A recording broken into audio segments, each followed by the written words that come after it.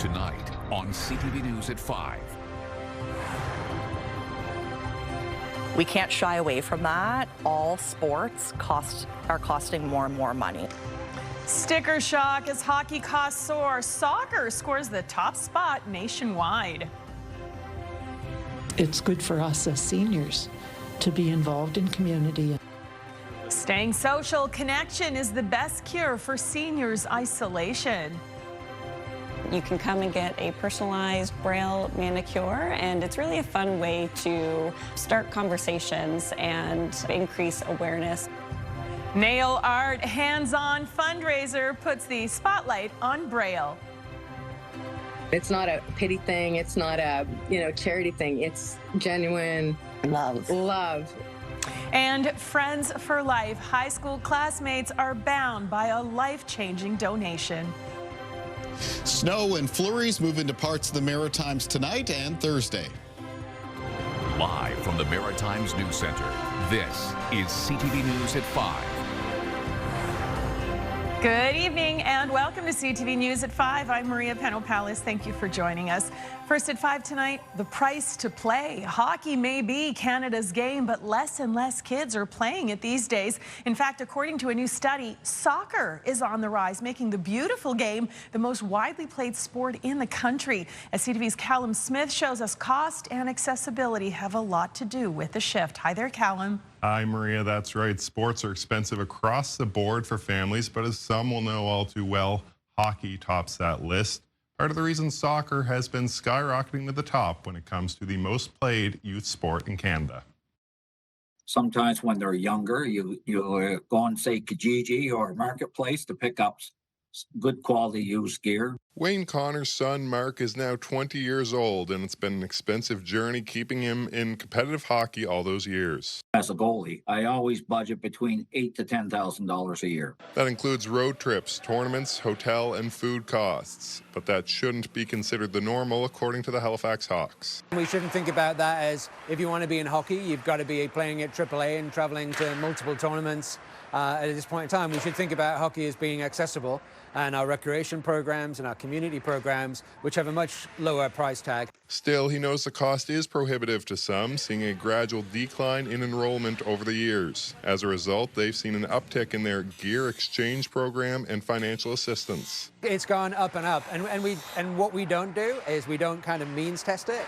So we try and remove any stigma about people asking for help. While still popular, the enrollment slide is nationwide, with hockey falling to number 8 in terms of most commonly played sports. Soccer is by far the sport that kids prefer across the country, with swimming and basketball rounding out the top 3. That's according to a national report from Canadian Tire Jumpstart Charities, which found hockey costs families an average of $3,200 per year. Jumpstart also has more people asking for help. We've seen a massive increase in demand, probably a 4-fold increase since the pandemic. Do you really need to have a fancy jersey, or can we go with something that's a little bit more economical?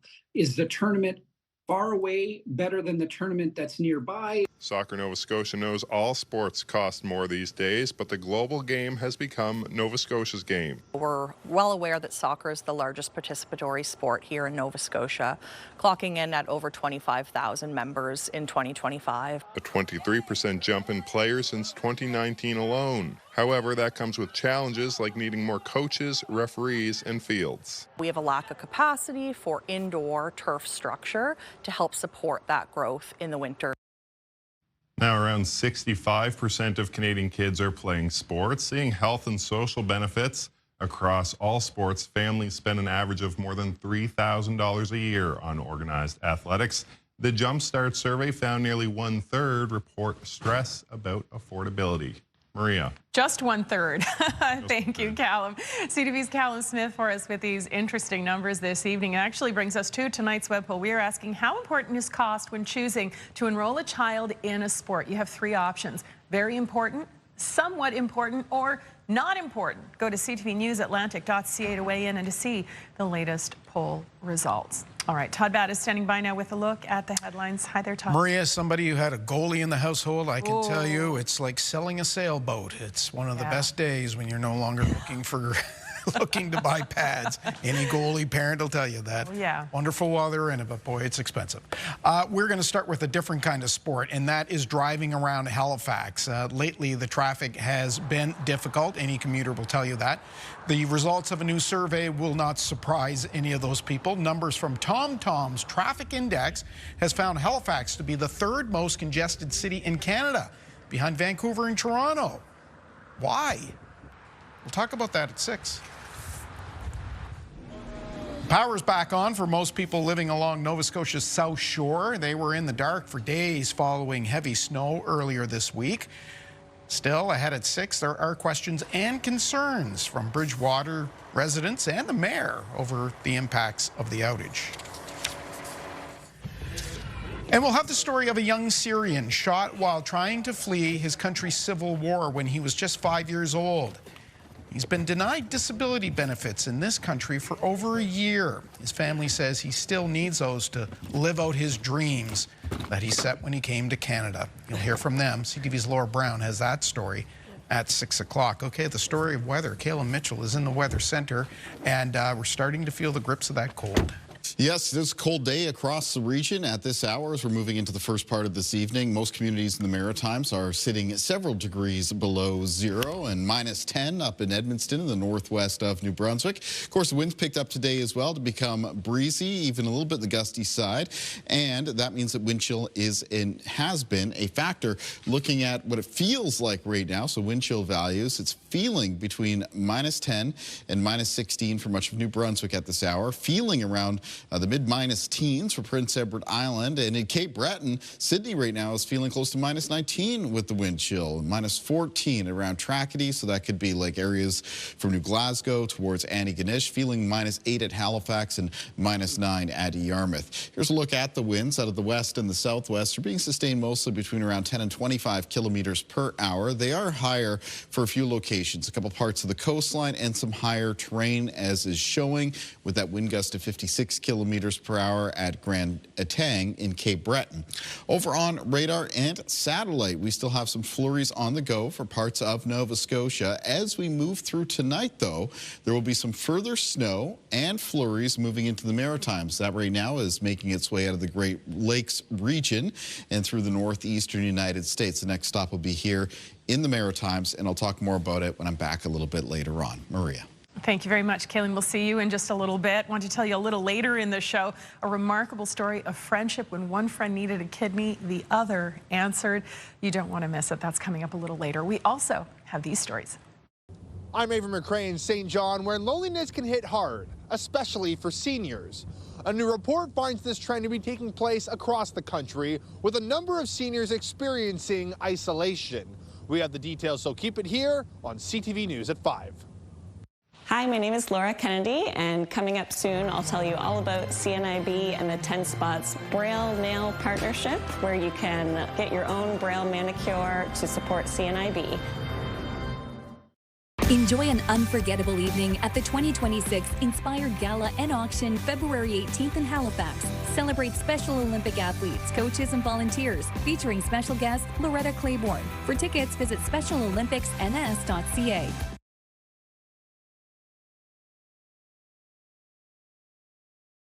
Welcome back. A new survey finds that more than half of the nation's seniors have experienced loneliness over the past year. As CTV's Ava McCray shows us, many more are also at risk of social isolation, but there are ways to battle back.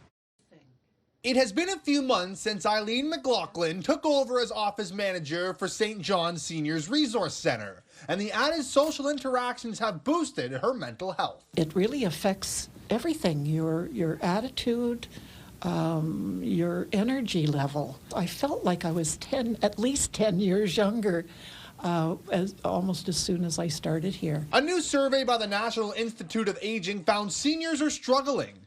57% have experienced loneliness in the past year. 43% feel they are at risk of social isolation, and barriers like money have resulted in 41% of seniors participating less in their community. Social isolation is akin to the kind of outcomes we see with chronic disease. So it can really reduce somebody's ability to live a healthy, independent life. For McLaughlin, the numbers come as no surprise for a demographic left searching for what's next following retirement. You need to feel good about yourself and to stay active physically as well as mentally. So this place can mean a lot. Affordability and accessibility are major factors to well-being.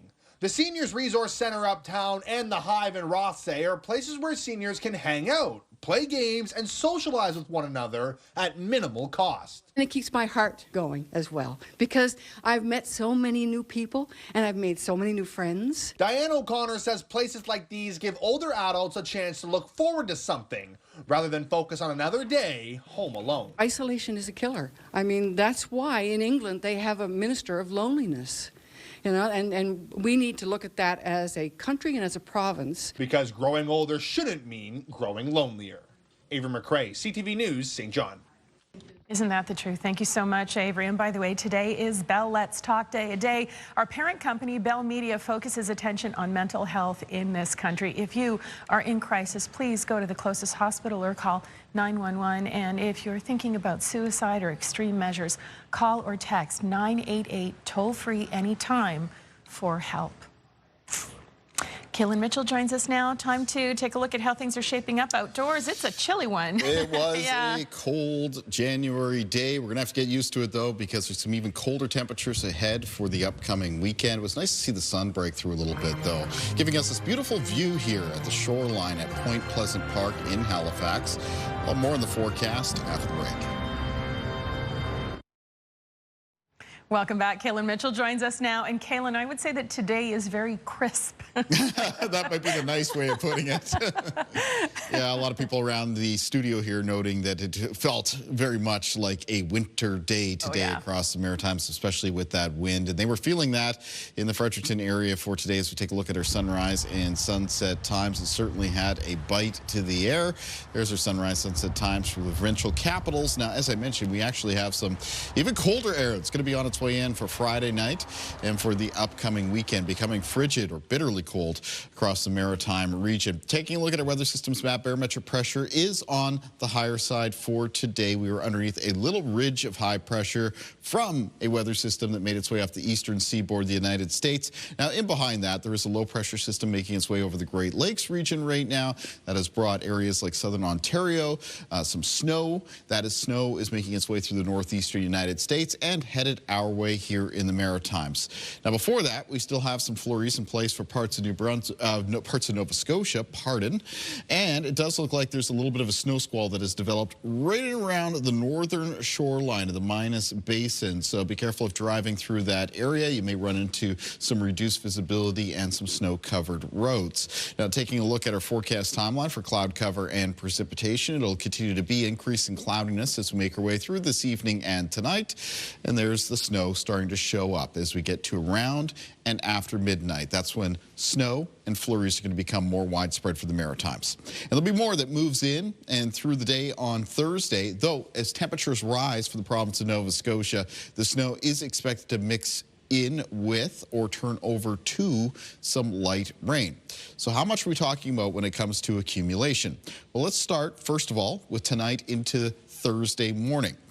Tonight, for parts of New Brunswick, maybe as much as around 1 to 5 centimeters. So first thing tomorrow morning for the morning commute, there may be some slippery surfaces out there, including the roads. Now, the snow looks like it's going to be lighter for areas of Nova Scotia. Still, at least locally, a few centimeters of accumulation is possible during the overnight, including for parts of the Annapolis Valley and northern areas of Nova Scotia. Lighter snow expected for Prince Edward Island.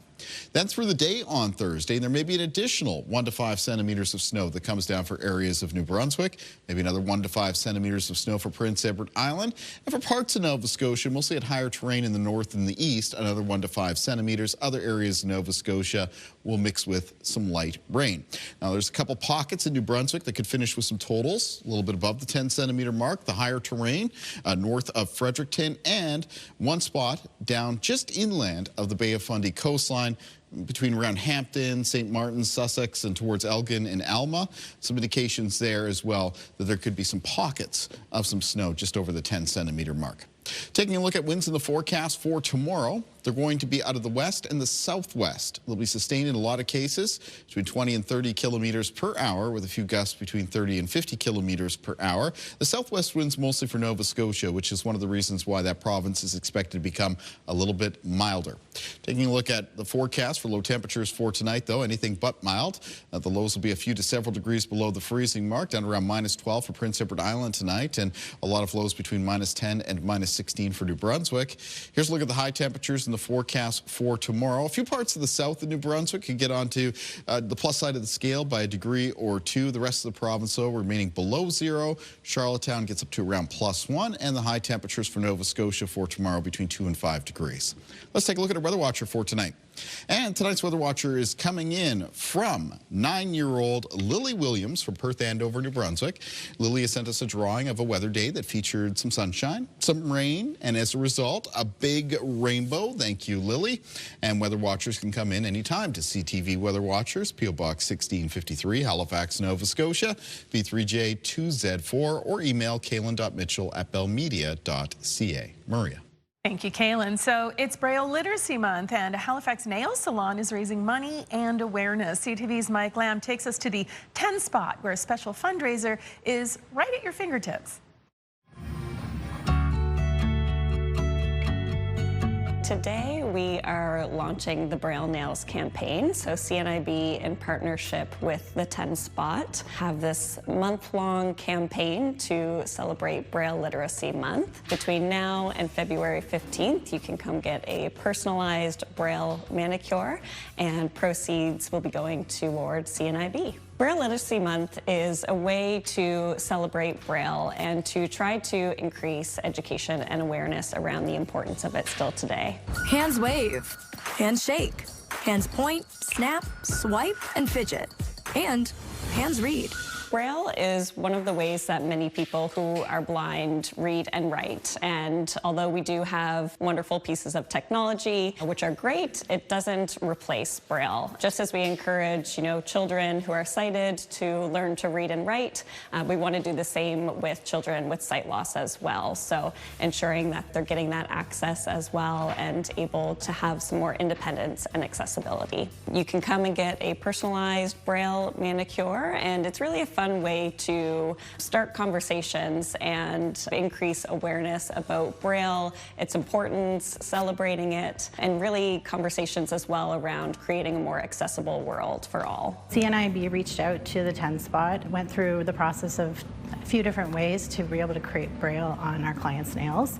A lot of our technicians know how to do nail art really well, but this was a new adventure for them. And we learned so much about how to speak and not be afraid to ask questions around blindness, and Braille in particular is a really important way to communicate.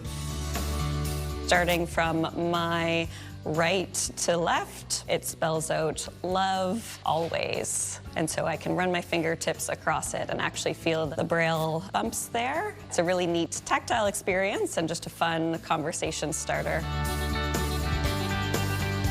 What an awesome idea. And by the way, you can get your hands on the 10 Spot Braille Nails special until February the 15th. All right, time for a final break here on CTV News at 5. When we come back, though, a life-changing gift. I'm Vanessa Wright in Halifax. Coming up on CTV News at 5, the story of two Maritimers who've been best friends for over 4 decades. Their friendship is standing the test of time after a kidney transplant. That story is coming up next. Welcome back. So what would you do for your best friend? Most people would say anything, but a Maritime woman really proved it. As CTV's Vanessa Wright shows us, when her friend fell ill, she made a life-saving donation. They say friendship lasts forever, and for Cheryl Flamand and Laura Fowler, forever started 40 years ago. We met in 1980, grade 7, Kingston Elementary School. And we were in the same class. And we just took to each other right away. So she became my best friend when I first moved to that town. Yeah. The two friends from Nova Scotia have gone through many of life's adventures over the last 4 decades. In 2021, Cheryl fell sick with a rare disease. One day I just started not feeling very well and no idea what was going on. By the end of the week, I went to the hospital and they set me up with a nephrologist. And about a week and a half after that, I saw the doctor and was told right away to get admitted into the hospital because I was down to 3% kidney function. She needed a kidney transplant and almost immediately began her search for one. Nobody in my family member was either healthy enough or had the proper blood type in order to be able to help out. That's when Laura stepped in. A perfect match to Cheryl's blood type, she offered her own kidney to her best friend. It was a no-brainer for me. I follow what the universe tells me, what my heart tells me, and what comes out of my mouth comes out of my mouth. It's meant to be said, it's meant to be heard, and I was meant to give her my kidney. It was an offer Cheryl took 1 year to accept. Because it's such a huge gift, it's like, how do you take that in? It was when she finally went and saw her family doctor that I knew that she was very serious, that she wanted to do this. So that's when I said, well, here's the information and let's go. Last Thursday, the two underwent surgery at a Quebec hospital and are now recovering. Some friends, they swap clothes, they swap friendship bracelets. You guys swapped kidneys. I mean, that's what a gift. How do you feel about that? There's no words. She just gave me my life back. My freedom. It's an experience they want to share with others to spread awareness. You don't have to be family to donate a kidney. There's plenty of people in Nova Scotia that need a kidney. And you can still exist after you donate a kidney. And in this case, gain an even closer bond, knowing they share a piece of each other wherever they go. Vanessa Wright, CTV News, Halifax. Okay, if that doesn't break your heart right open, I don't know what will, but I wish you both the very best of health. And I think you're more than friends now. You're kind of like sister friends, huh? I would say so. Beautiful story. Thanks for sharing. What a wonderful story. Love that. All right, let's talk a little bit about the weather as we head to the end of the show here. It is a chilly one. Yes, it is certainly cold, but the theme for this week for weather in the Maritimes was cold, but expected to get colder. And that's still what's in the extended forecast. So we'll start taking a look at that when I'm back at CTV News at 6. Can't forget as well, we do have a little bit of snow on its way in for parts of the region for tonight as well as for tomorrow. So I'll be recapping that in the forecast. Excellent. Thank you. Kaylin, we'll see you, and Todd at 6. I'll see you tomorrow. Good night.